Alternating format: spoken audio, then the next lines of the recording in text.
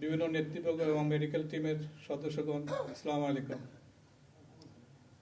আমি সংক্ষিপ্ত বলবো। আপনারা সবাই জানেন নভেম্বর মাসের 23 তারিখে সন্ধ্যা 8:30 এবারকার হসপিটালে আমাদের দেশনেত্রী, প্রাক্তন প্রধানমন্ত্রী, আমাদের জাতির মা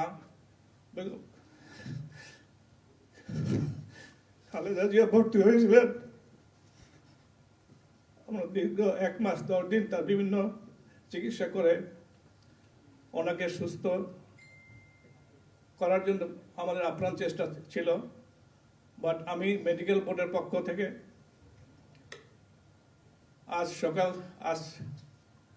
ভোর 6টায় 30 ডিসেম্বর ওনার মৃত্যু ক্লিনিক্যালি ডেথ ঘোষণা করেছিলাম। আপনাদের মাধ্যমে দেশবাসীর কাছে ওনার দোয়া চাই। আপনারা দোয়া করবেন উনি যেন বেহেশতবাসী হন। ধন্যবাদ। আসসালামু আলাইকুম।